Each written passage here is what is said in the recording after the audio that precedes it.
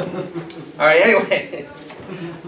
Good to be back, though. It's fun. We're going to start with our summary from a couple weeks ago, since we had VBS last week.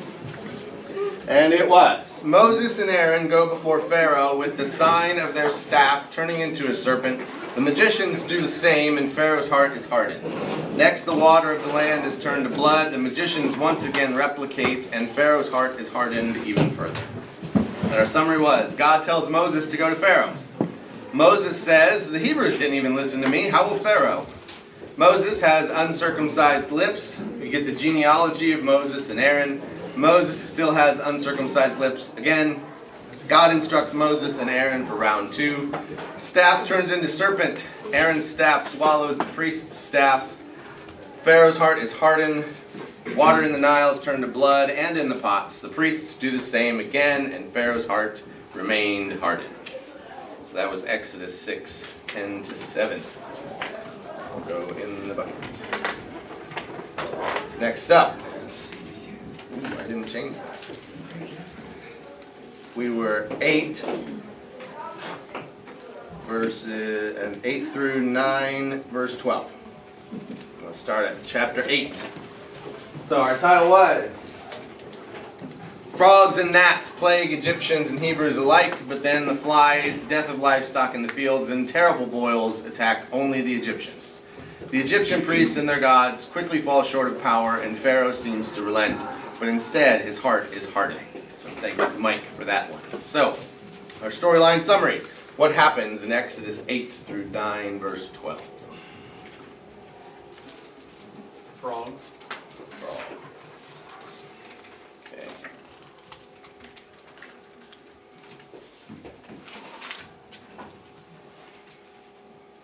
Magicians did the same.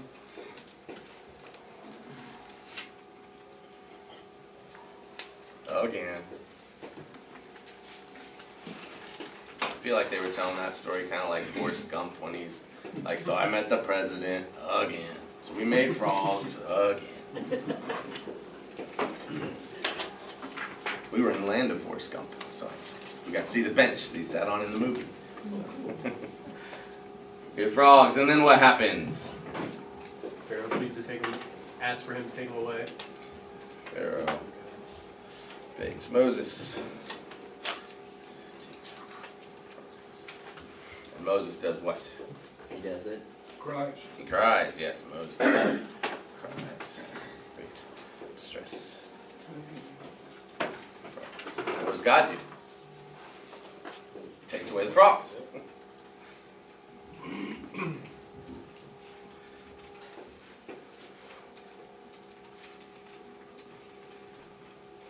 Okay. Pharaoh's heart hardened. Yep.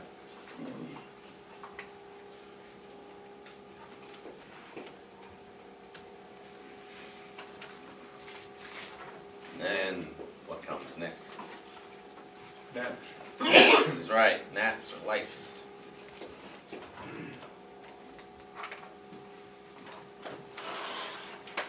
What do we get after gnats? Flies. Flies or scarab beetles.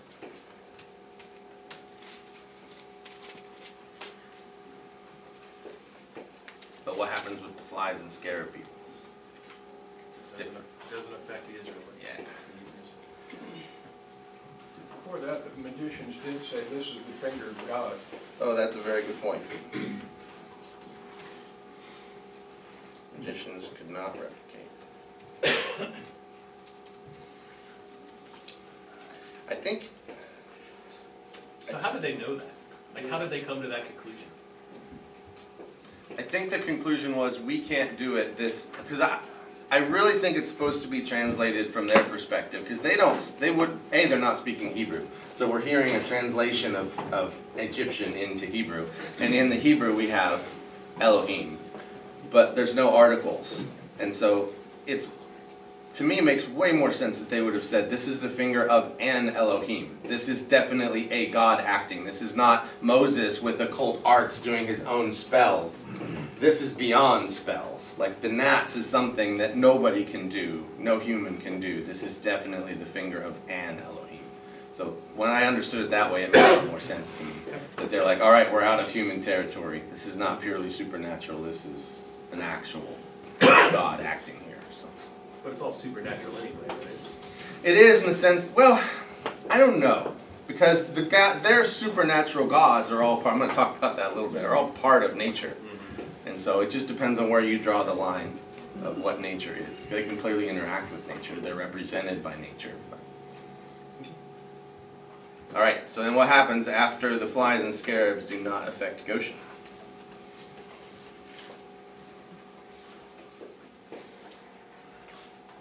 Pharaoh tells them to worship there. Yep. Pharaoh says, if God is here, Yahweh.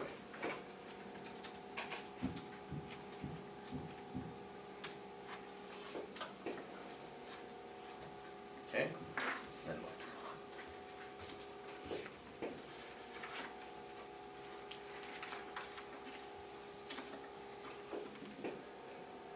Getting no livestock. Yep, livestock. Blade. Is in the field.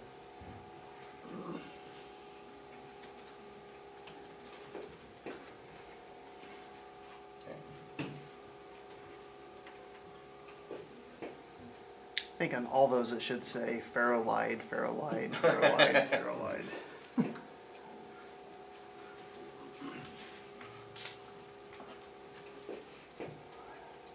He gets an ellipsis. Okay. We have livestock, and then I think we would have wrapped up with the boils, right? Very good. The only thing I would add here is Moses tells us, or Moses responds, Egypt would stone us. And I'm going to put in parentheses because these are their gods.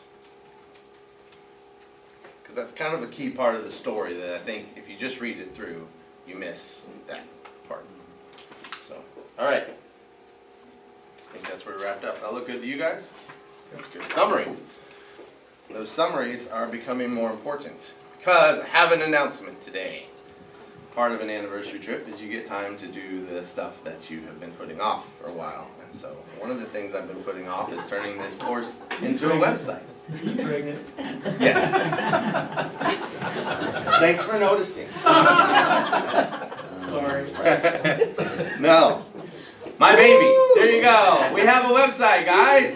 So it's pretty fun. Thanks to the magic of AI, it would have taken me way longer to do this without that. So you can send people to this. knowyourbible.study is that URL. So if you have anybody that you're like, hey, you should try this course out, knowyourbible.study. You can remember that URL. It will get them here. It'll start with the promo, and then you can pick stuff down here. So you can pick a book.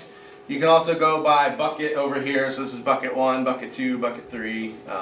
You can type in a verse directly, and it'll just go straight there. And then you get the list of everything like in that book right down here. And you can track your progress. So like when you're done reading one, you can mark it as done, and then it'll give you a little progress indicator, let you know like when new stuff has come up. I did not stand up a server. There's no privacy. It's all in your browser. So if you click this little guy at the top and you really care to not have to click all the done buttons somewhere else, you can export it as a spreadsheet even and save your progress and dump it back into the website later, multiple devices, whatever. So anyways, you can track your progress and then all my notes. So like here's Genesis 3. So you click Genesis 3. This right here is the title that we come up with every week. Every week's video. Now Aaron's going to put them on YouTube for the descriptions, and that'll be the description of every week's video up here. So the titles are important. First thing you're going to see is the storyline summary we had. Every map that I showed and all the stuff is here, and you can interact with them. And here's all my notes. So this is everything I'm reading from. So if you come back later and you're like, there was the Exodus Pharaoh was like Amen somebody, it'll search all the notes for you and show you which weeks we talked about that guy, which was actually rather handy for me because we're starting to get enough courses under my belt. I'm not quite remembering when we talked about what. So it's also got, so you can just come here and go straight to latest. It'll go to the latest one that's been released. You go straight to the YouTube playlist, and here's all the tools that we've used so far and which verses they went with. And so we're on the 10 Plagues guide right now. But if you want to go play around with the Mandelbrot set again, you can go there. Do you have shirts too? Shirts, we should. This is awesome. Thanks for doing that. And then these are all the guys that I read, so, or most of them anyways, the ones I rely on heavily. So if you want to go check any of theirs out, that's under references. So there you go. I was very happy with that. Great, it's nice. Thanks. Yeah. So all your summaries now are very important because they are the thing that's going to immortalize that course. So there we go. All right, now back to the plagues. All right, so I got a little bit of intro here before we get back into the text today. First was, I had asked a question last time about why didn't Yahweh just appear to Pharaoh directly? Why does he use Moses as an intermediary? And I said at the time, we didn't really know. We came up with some pretty good ideas here. But it really struck me this week, or 2 weeks ago, when I was reading through this. You know how you read through it and like the 30th time, all of a sudden you get some new idea? God does appear on the scene here. There's a point where it's not Moses, it is God. God himself shows up. And that's when all the firstborn die. When God comes, like, you want Moses, you don't want God. When God comes, it's final. That's why God didn't show up first. That's why Moses went first. He gave him every opportunity under the sun. But when God comes, there's no turn back. So we talked before that, now this is, it was a really nice talk from Dennis Prager on some of these topics here that I kind of adapted for this course. And I thought it made some really good stuff to jump back into Hale to get into this. So we talked before that God introduces himself to humanity through plagues. Most of us don't realize that. We don't remember that. We know the plagues, but we don't remember that the first way he really told humanity about him was plagues. His first explicit interaction with humanity after the flood is a plague as punishment for evil. He hates evil. And the plagues here show us, we've talked about this, that God is not natural. Right? Morality is not natural. God's laws that he's going to give us are not natural. There is nothing about our religion that is natural. Nothing. Christianity is not natural, and that's what the plagues are introducing to the world. Judaism is not natural. There's nothing about our religion that's natural, and that's why today's worshipers of nature, the ones who say only science is true, we worship nature, we worship things that happen on their own, that's why they can't see it. If it's not natural, it's not true, and that's their foundational belief. Only the empirically verifiable can be true, is what they say. They are, of course, blind to the fact that that statement itself is not empirically verifiable, and they claim that it is true. How are you going to verify that only the empirically verifiable is true? In fact, that statement itself is not natural, right? It's not natural that only the empirically verifiable is true.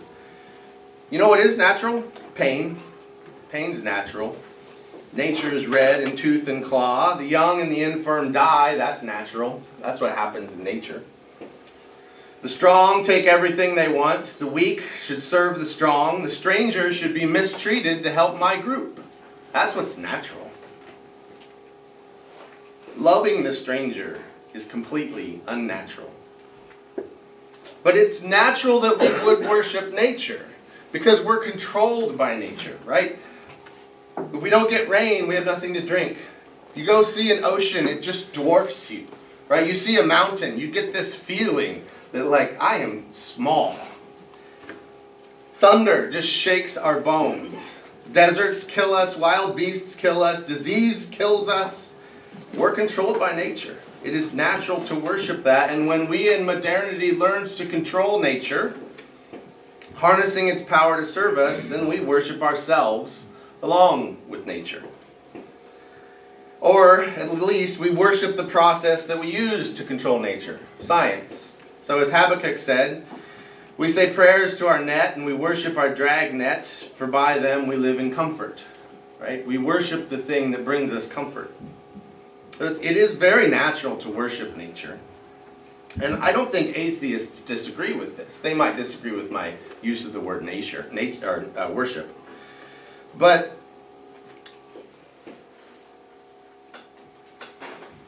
the world that is worshiping science has chosen to worship nature and completely forgotten the God of the 10 plagues. And remember, Egypt's gods, we talked about this a second ago, Egypt's gods were natural. They were represented by animals. They were part of the natural order. Remember that Hindu convert to Christianity I mentioned a couple weeks ago that said that what really brought him to Christ was when he finally realized that all the Hindu gods were subject to samsara. They were all subject to birth and to death and rebirth. They were stuck in the same nature we're stuck in. They weren't outside of it. They're outside of this earth, but they're not outside of the laws of nature.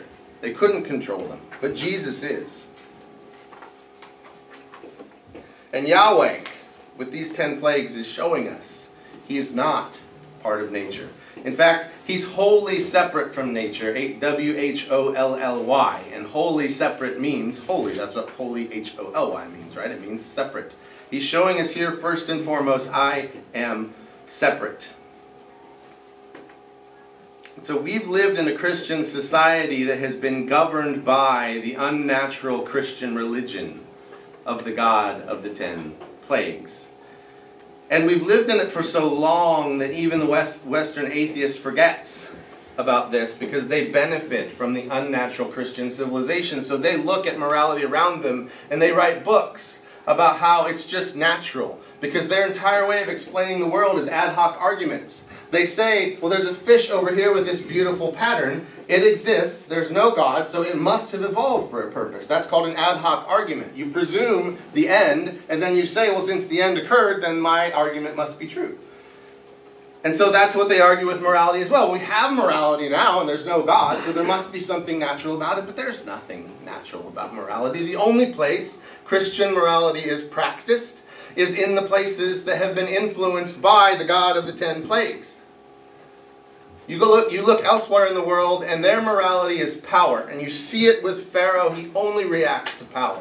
Power determines right and wrong. Power determines good and evil. It's not Christian morality. So every human being who has ever lived, everywhere in the world, has to make a choice between worshiping nature, worshiping themselves, or worshiping the God who's outside of nature that we get in these 10 plagues. And this God outside of nature is showing you something else, because he demands that you be holy because he is holy. He says that. And because there is a God outside of nature, it means that you are not a slave to your nature.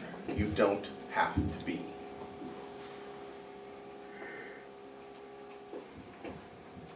He, in fact, tells us by giving us laws, giving us things we're not supposed to do. Why does he give us laws? He doesn't give us a law that we have to breathe, because we do that naturally. There's nothing wrong with it. He gives us laws for things that we do anyways. He doesn't give us laws for things we're not going to do. So the natural things are exactly what the laws are against. So he is telling us with the plagues, and we're going to get to chapter 12 where we get the first rules. The first rules is to observe Passover. And the first rules say, they give you this idea that you can control your nature. You are not your nature. You're more than your nature. There's a part of you outside of nature too. And that is not the message of the culture that you live in. The message of the culture that you live in is you are your nature. You go on a quest to find yourself. You search for yourself. You look inward. And the message of Christianity is the opposite of that. Christianity says, don't search for yourself, you stink. When you find yourself, you're going to find a sinner who's selfish and lies and does a bunch of stuff that you shouldn't do. You do all the natural things. You're supposed to fight your nature. That's Christianity. It says if you have an internal desire to commit adultery, don't do it. If you have an internal desire to sleep with someone of the same sex, don't do it. Right? And the natural explanation is not only do you have that desire, but that's who you are. If you have a feeling, then who you are is someone who's a homosexual. Who you are, if you feel like I'm the wrong gender in this body, then that's who you are, and you have to change your body to make it fit that. And Christianity says, no, there's a part of you outside of nature that has the ability to control yourself. And the way you do it, how did the Hebrews gain the ability to control nature in the 10 plagues we're reading about? By asking God. They cried out to God. You can control your nature when you ask God to do it. So that brings us to the second great revelation of these 10 plagues. And that is that there is a universal moral law. Your morality, contrary to postmodernism, which is the belief in our society that essentially votes make right and wrong. Morality is what the community decides is right and wrong. So if the community decides this is okay, then it's okay. All the Egyptians in this story have basically voted that it's okay to put the Hebrews in slavery, right? But we learn from the God of the plagues that that didn't make it okay. That when Pharaoh is deciding what to do as the leader of this society and the whole society agrees with him, the moral compass doesn't turn where they turned. The moral compass stays pointed true north. And so you're going to see that with the Pharaoh here, that when he is saying, I have sinned, he's just saying Elohim's more powerful than me. I'm recognizing that he's doing things I can't stop. He's not really acknowledging there's a universal code and I fundamentally did something wrong regardless of what culture I live in. And that's what the God of the 10 plagues is showing. He comes into their territory and says, you know what, even though it's your territory and you have your own gods, this was still wrong. And the last revelation here is proof that this text may not have been written to us, but it was for us. Is that the plagues are proof of a non-material reality. Fundamentally proof of a non-material reality. That there are things that cannot be known empirically, and the Egyptians didn't need to know that, but we do. Because we don't realize that. In fact, the 10 plagues, you could say, are the basis of all abstract thought. Because what is abstract thought? Like if I write this on the board. What is that? 5. It's 5. It is? Okay, well then what is that? Another 5. It's 5. But I thought that was 5. What's this? Roman numeral 5, right? What is 5? Where does 5 exist? This is abstract thought. The number 5 doesn't exist in the natural world, right? It's not natural. It's a concept. And where do concepts live? They live in a mind. They live up here. They're not just switches flipped in the brain. If I cease to exist, there's a 5 in my mind. Does that mean 5 ceases to exist? 5 does not cease to exist just because I stop perceiving 5. Right? It clearly exists outside of me. And in fact, if the entire universe were destroyed, would 5 still exist? Yes, it would still exist. The basis of abstract thought is that there is something outside of nature. And if you watch that movie that I put up a few weeks ago that I just absolutely love, if you love the scientific side of things, the story of everything, you really should go check it out. There's one of the best scientific arguers for intelligent design ever, named Stephen Meyer, who helped put that on. And he makes a couple of the guys in there make a great point, but I've seen it a lot, that the scientists don't understand that the basis of their science is this kind of stuff. They don't understand there's no basis for this outside of material reality.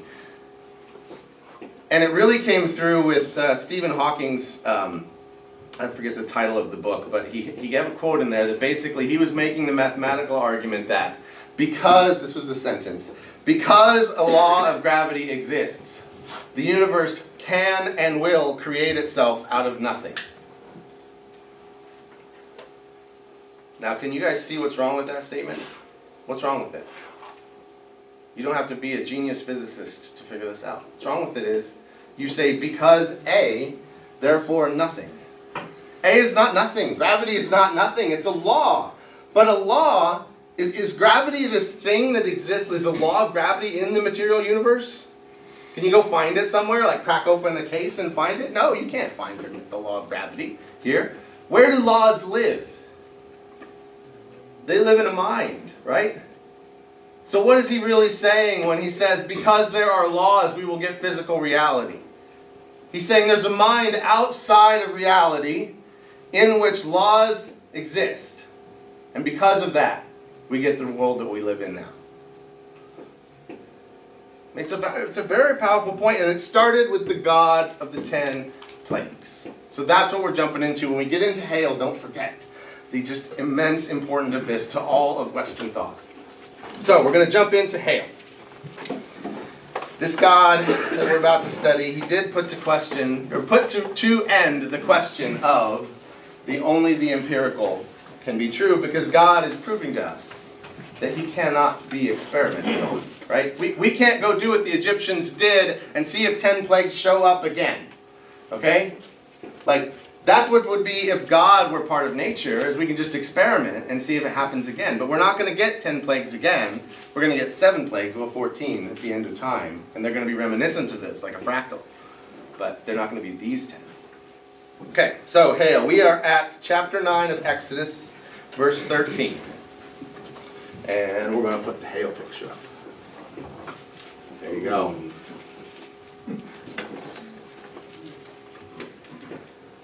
So, then Yahweh said to Moses, "Rise up early in the morning and present yourself before Pharaoh, and say to him, 'Thus says Yahweh, the Elohim of the Hebrews, let my people go, that they may serve me.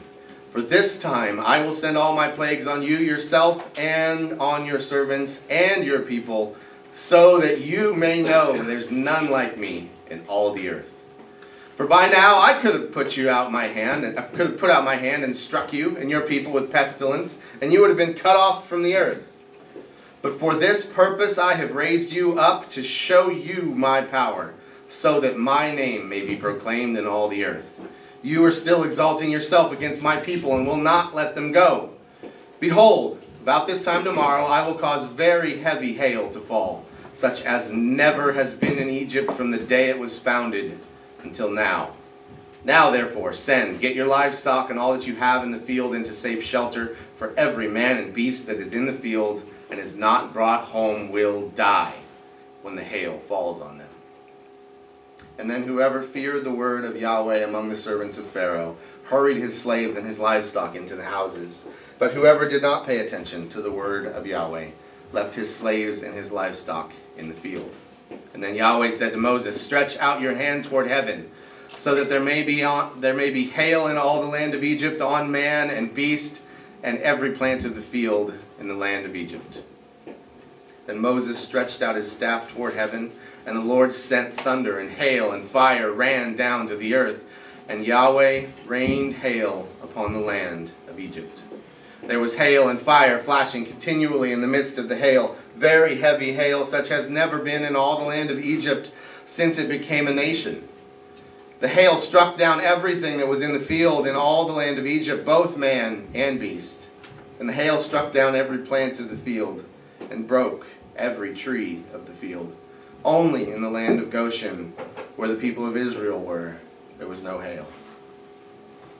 Then Pharaoh sent and called Moses and Aaron and said to them, this time I have sinned. Yahweh's in the right, and I and my people are in the wrong. Plead with Yahweh, for there has been enough of God's thunder and hail.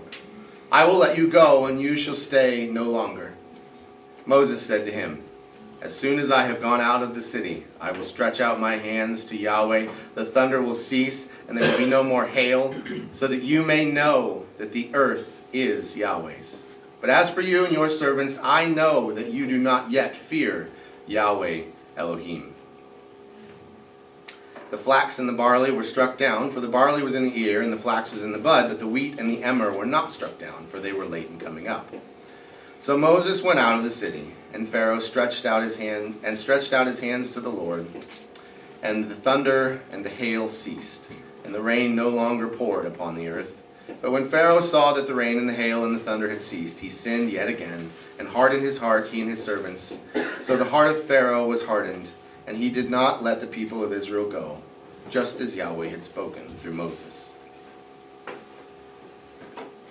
I have to imagine the people in the palace got a little scared of Moses. Could you imagine being somewhere and some guy says, all right, I'll stop the hail, and he walks outside, and you see him from the back, and it's hailing like it has never hailed before, and he puts his hands up, and it stops. That's drama. That is drama. Well, even as he walked in, I'm picturing, as he was summoned, they would have had to have been spaced around him and Aaron. Oh, that's a good thought. I didn't think right? about that. 'Cause Yeah. it said How would he they get struck in down there? Everybody. I did not So think you can about just that. imagine all the, I don't know, all the servants would be like, I'm going to stand by Moses. Well, we'll get to that later. A lot of the Egyptians do. They're like, we're going to stay with the Hebrews, guys. A mixed multitude goes out from here in the Exodus. So, God here humiliates Pharaoh before his people. That is a difference of this plague. He gives them this warning, and he tells Pharaoh, you better go tell everybody to put their livestock in and get inside, or they're going to die. And so can you imagine hearing this pronouncement from the palace? Pharaoh, your God and king, commands you to stay indoors because Yahweh is about to rain hail on the land and kill anything that's outside. How embarrassing is that? But he did it. Now we talked last time, where did the livestock come from? Because we thought the livestock plague killed them all already, right?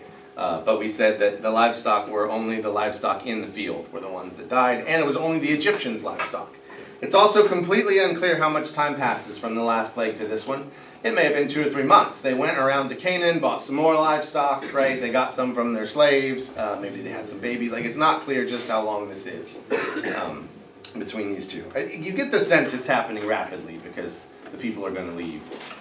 But even the Passover, they start prepping for Passover at least 4 days in advance. So, but one big change here is you see that Moses doesn't need Aaron now. It's not even mentioned. Before, he couldn't go anywhere without Aaron. In fact, he was going to stand back and let Aaron do all the talking. And now, Moses has fully accepted that I am God's vessel here, and he has the confidence he needs. But when Moses went out this time, he didn't even plead with God, he just raised his hands. Right? We went from crying to praying to, let's put my hands up and it'll stop. So, had a couple pictures for this one. There you go. I thought that one was probably a little more accurate. Everybody trying to get inside. This is apparently what the houses looked like at that time. Yeah. Doesn't seem like it would have provided a whole lot of protection against the hail. But everybody trying to get in. Fire falling from the sky. We missed that. There was fire falling from the sky. Sulfur balls coming down. And this one was fun. Thank you, AI. I asked it to make what it would look like from Goshen's side. And apparently it would look like a giant Thor fist or something, like, or Thanos fist. I guess that would be dramatic too, but I don't know if the sheep would be eating the hail balls or not. But anyways, so I just thought that was fun. All right, next. Locusts.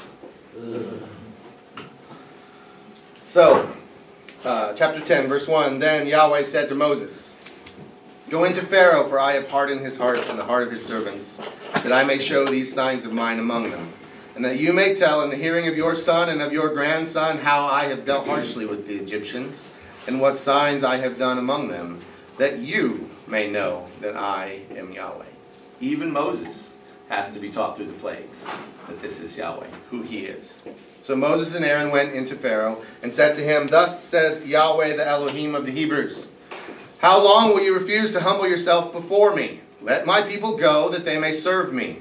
For if you refuse to let my people go, behold, tomorrow I will bring locusts into your country, and they shall cover the face of the land, so that no one can see the land. And they shall eat what is left to you after the hail, and they shall eat every tree of yours that grows in the field, and they shall fill your houses, and the houses of all your servants, and of all the Egyptians, and as neither your fathers nor your grandfathers have seen from the day they came on earth to this day. And then he turned and went out from Pharaoh.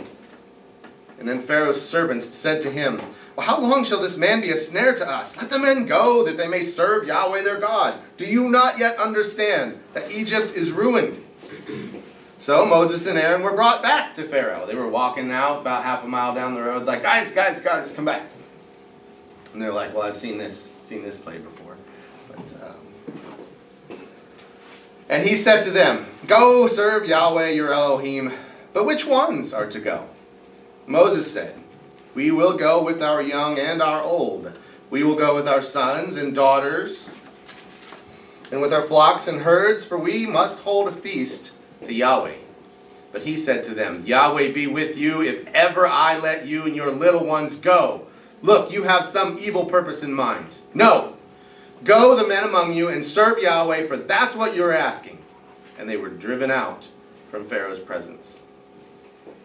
Then Yahweh said to Moses, stretch out your hand over the land of Egypt for the locusts, so that they may come upon the land of Egypt and eat every plant in the land, all that the hail has left. So Moses stretched out his staff over the land of Egypt, and Yahweh brought an east wind upon the land all that day and all that night. And when it was morning, the east wind had brought the locusts.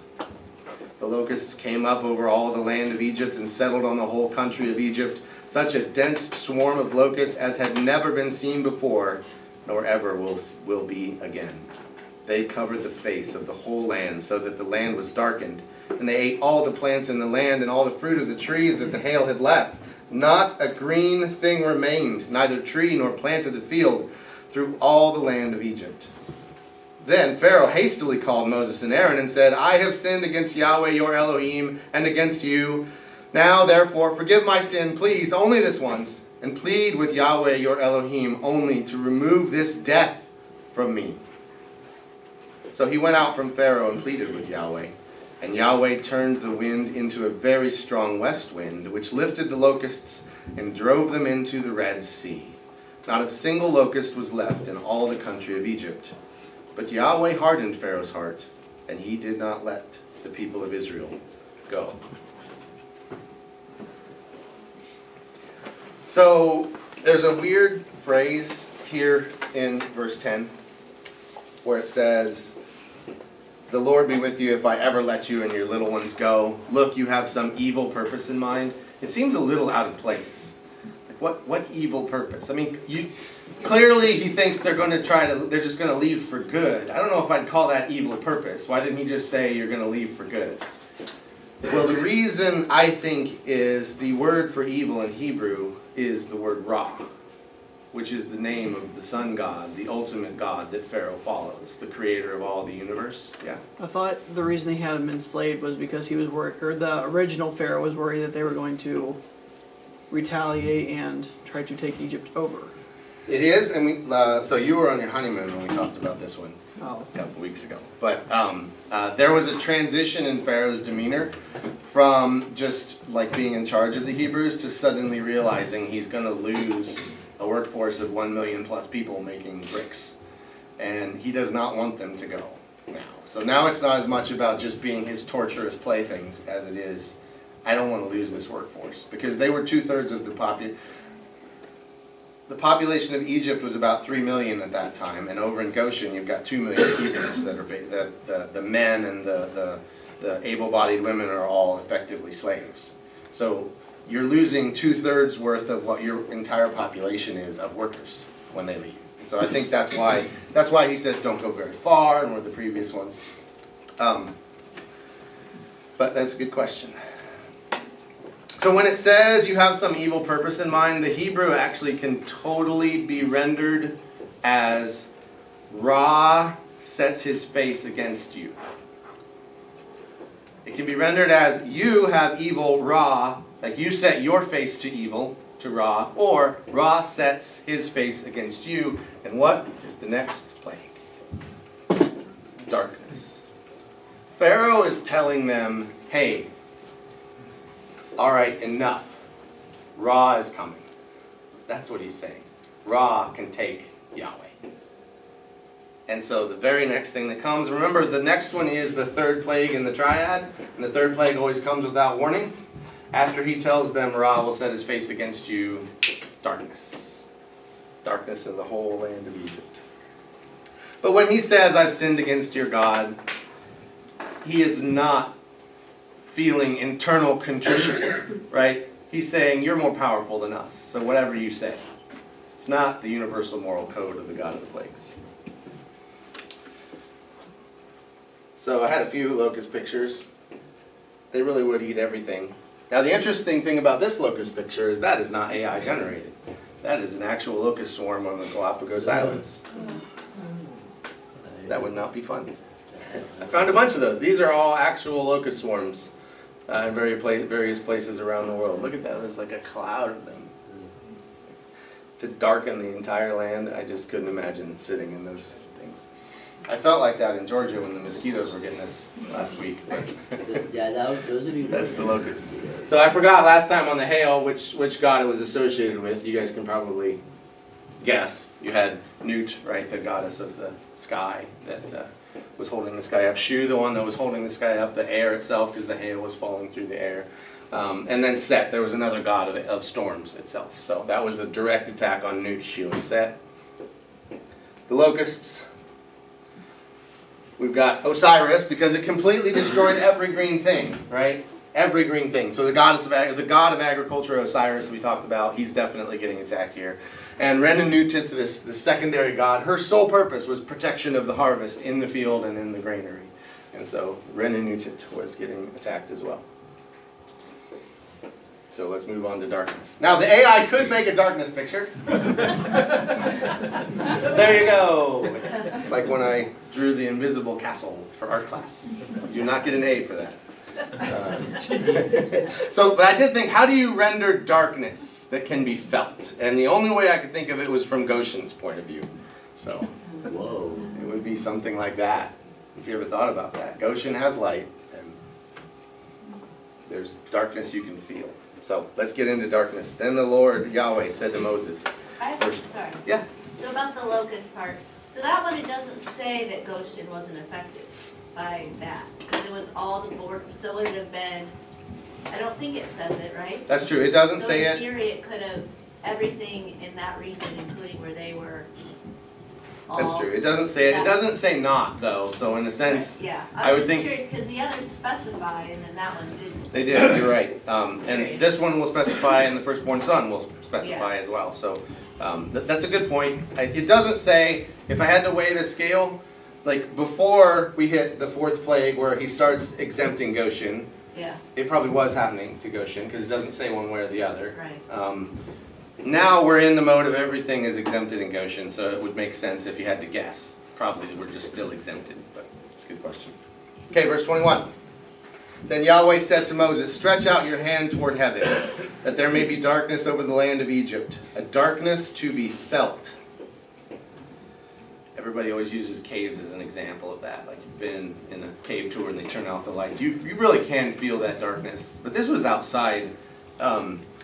One commentator suggested it was like a dark fog. And so I think it could be something, you could feel that. If you were in a fog that was pitch black, you know, that's why I rendered it this way. It may very well just be this, that's what darkness to be felt really is. It's this thick air that you can Remember when feel. the eclipse happened, like, it got colder, significantly colder, and that was just like an eclipse, partial eclipse, and the Yeah. birds stopped chirping. That Yeah, was- there's people who have claimed this was an eclipse, but it makes no sense because how did the eclipse not like stop there? I'm just saying, you felt that darkness. Yes, it's true. You do, especially mainly because it's in the middle of the day too. It's Yeah. not supposed to be dark then. That's a good point. So that would have hit right here as well. All right, so much for Ra, anyways. So we were on verse 20. So Moses stretched out his hand toward heaven, and there was pitch darkness in all the land of Egypt 3 days. They did not see one another, nor did anyone rise from his place for 3 days, but all the people of Israel had light where they lived. Then Pharaoh called Moses and said, go, serve Yahweh, your little ones also may go with you, only let your flocks and your herds remain behind. But Moses said, well, you must also let us have sacrifices and burnt offerings, that we may sacrifice to Yahweh our Elohim. Our livestock also must go with us, not a hoof shall be left behind, for we must take of them to serve Yahweh our Elohim, and we do not know with what we must serve Yahweh until we get there. But Yahweh hardened Pharaoh's heart, and he would not let them go. And then Pharaoh said to him, get away from me. Take care never to see my face again, for on the day you see my face, you shall die. And Moses said, as you say, I will not see your face again. So he turns to walk out. And then we get this little interlude where it says he's walking out. He says, I will not see your face again. And chapter 11 says, Yahweh said to Moses, yet one more plague, one plague more I will bring upon Pharaoh and upon Egypt. Afterward he will let you go from here. And when he lets you go, he will drive you away completely. Speak now in the hearing of the people that they ask every man of his neighbor and every woman of her neighbor for silver and gold jewelry. And Yahweh gave the people favor in the sight of the Egyptians. Moreover, the man Moses was very great in the land of Egypt, in the sight of Pharaoh's servants, and in the sight of the people. And so Moses said, so now, Moses is remembering this little flashback, back when he had told the people that you're supposed to go ask for gold and everything. He also had told them back then they needed to get a lamb for the Passover. We'll see that later in chapter 12. Now he's going to turn around. It's like he's walking out and he stops. And he turns around. And now he's going to speak to Pharaoh again. And the reason that's important is he speaks to Pharaoh again after saying, I will never see your face again. It's still the same session. Okay? So picture, this is intense drama. He's walking out, it's over, and he turns around, and he's mad. And he says, thus says Yahweh, about midnight I will go out in the midst of Egypt, and every firstborn in the land of Egypt shall die. From the firstborn of Pharaoh who sits on his throne, even to the firstborn of the slave girl who's behind the handmill, and all the firstborn of the cattle. There shall be a great cry throughout all the land of Egypt, such as there has never been, nor ever will be again. But not a dog shall growl against any of the people of Israel, either man or beast, that you may know that Yahweh makes a distinction between Egypt and Israel. And all these your servants shall come down to me and bow down to me, saying, get out, you and all the people who follow you. And after that, I will go out. And he went out from Pharaoh in hot anger.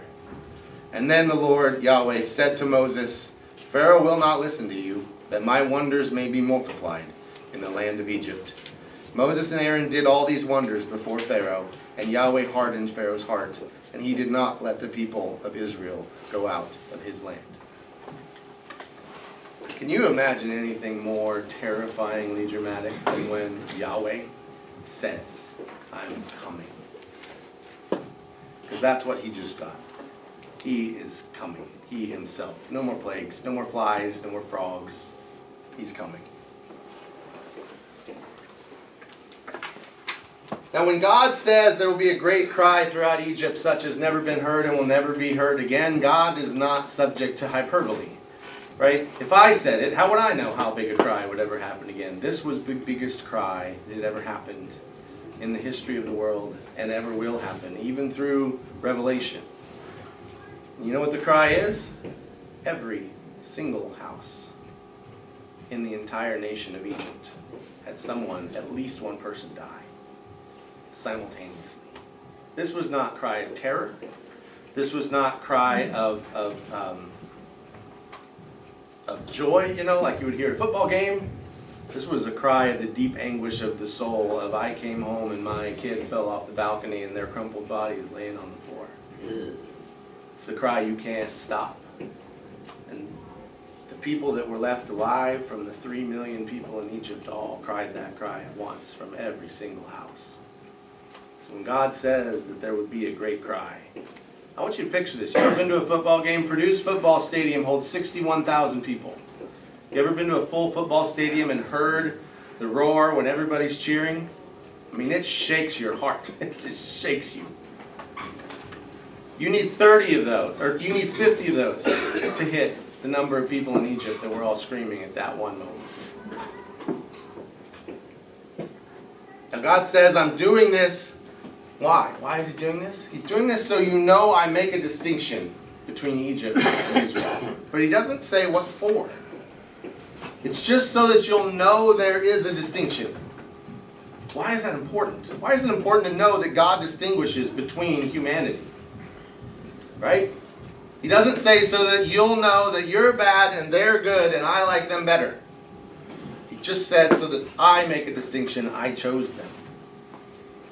And so if we just look at the text so far, what is this distinction about? The first one is that there are chosen versus not chosen people. God chose them. And specifically, he's telling the people not chosen, you need to know that there's a distinction. Because how many people who aren't Christians that you talk to don't believe in heaven and hell? They don't think God is going to separate the sheep and the goats after Judgment Day. Right? The people who don't know Yahweh need to know that there is a distinction.